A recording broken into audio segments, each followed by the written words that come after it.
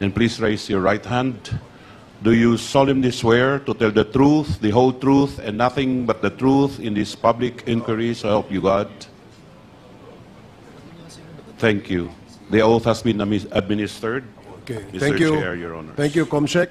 The first to interpolate is Congressman Caraps Paduano. You are recognized. If we recap, the first statement that was made by PDL, now nakalaya na po. Ewan ko po bakit naka-yellow at naka-orange pa siya. Si former Major Fortaleza. But once again, I would just like to ask and reiterate.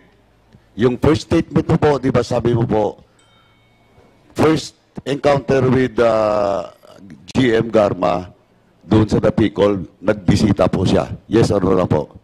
Yes, Your Honor. With some of your classmates. Yes, Your Honor. Then, the next is, tinawagan ka niya. Yes, Your Honor. Then, sa tawag na yon, dinala mo yung cellphone doon kay Super Padilla. Yes, Your Honor. Padilla. Yes, Your Honor. And after that, ang next na account is, tumawag ulit sa iyo, si former Colonel Garma. Yes, Your Honor. I'm telling you na nag-usap na sila ni Super. Yes, Padilla. Your Honor. Correct? Yes, Your Honor. And after that, hindi na kayo nag-usap. Wala na communication. After that last call, Meron pa ulit, Your Honor, kasi tumawag siya, nakiusap tungkol doon sa mga tao nila, accordingly, na napasok ng Bartolina. yeah, yung si Magdadaro at saka si yung kasama ni Magdadaro, si Tan. Yes, Tama? Your Honor, yes. Okay. Now, Superintendent Padilla, you still confirm the statement of former Major Fortaleza? Yes, Your Honor, Mr. Chair. Pakiulit mo nga, kasi during the previous hearing, if my memory serves me right, sabi mo doon, nag-meeting pa kayo twice, tama?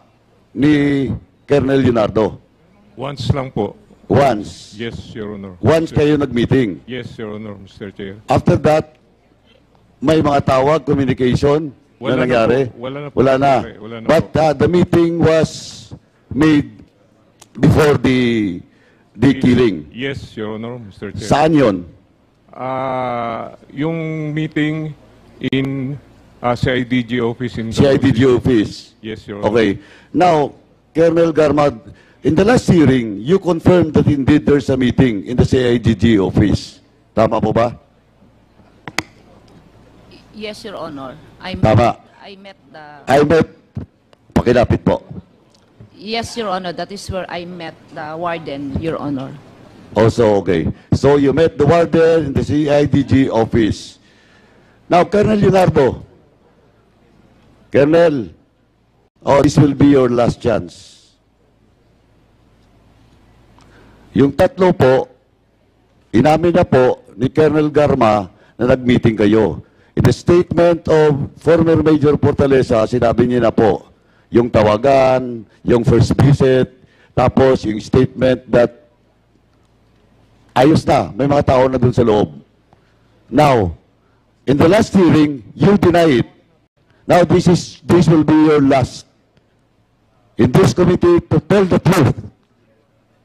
Do you confirm that indeed Superintendent Padilla has a meeting with you in the CIDG office?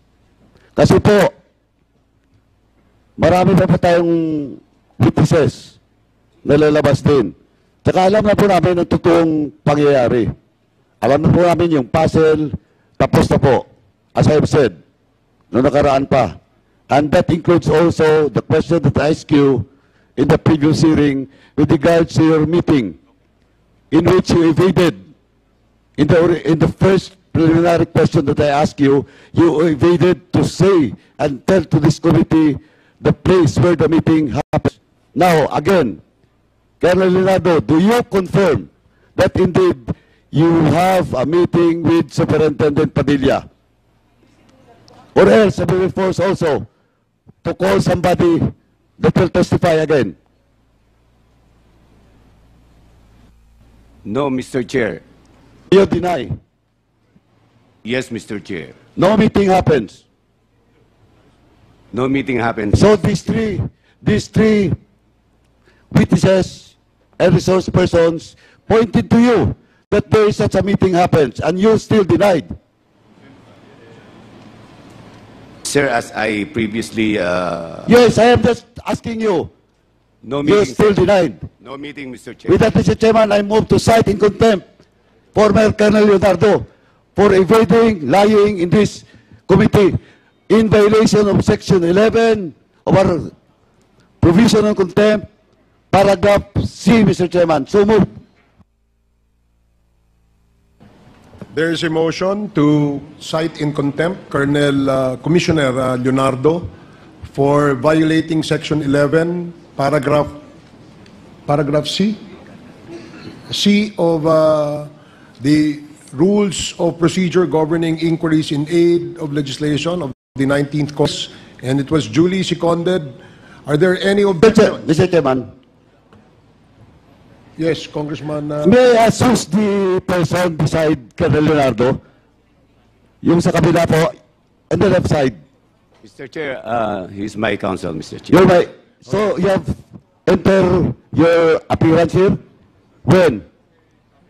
During the previous... Previous hearing. So please, at the back of your client, and don't advise your client unless you will be recognized or allowed by the chairman.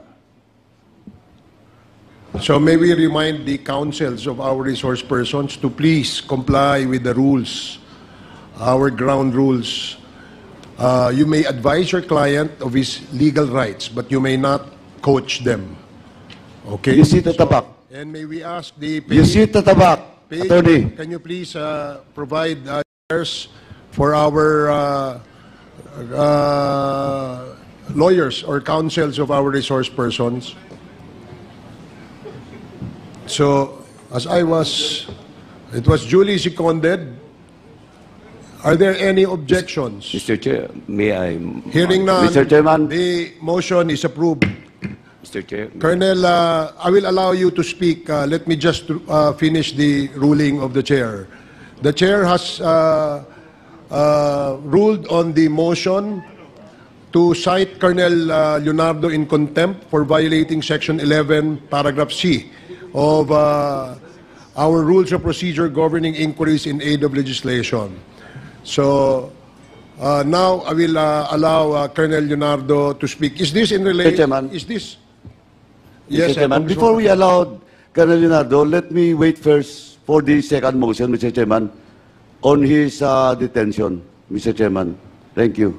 Okay. Is there any motion? Mr. Chair, Congressman Akop.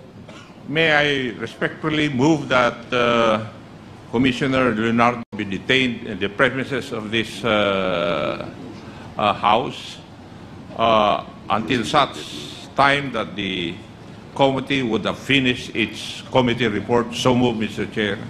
There is a Second. motion. There is a motion. As stated, duly seconded. Any objections? Hearing none, the motion is approved. Colonel Leonardo is or will be detained in the premises of the House of Representatives.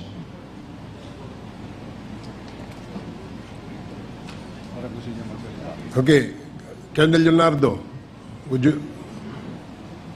Mr. Chair, may I be allowed to, my lawyer, can I be allowed to confer with my lawyer and then later allow him to speak before this committee, Mr. No, Chair? I'm sorry, Colonel Leonardo, but our rules does not allow counsels of our resource persons to speak in behalf of their client. What perhaps you can do is just you can write to the committee, and we will take note of your manifestation. Thank you.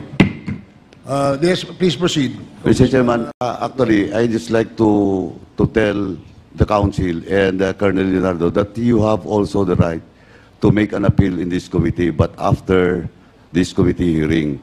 But of course, you can also say your piece the latter part, but as the chairman stated, we do not allow counsel to speak for on behalf of their client. So you can make an appeal after this hearing. Thank you, Mr. Chairman.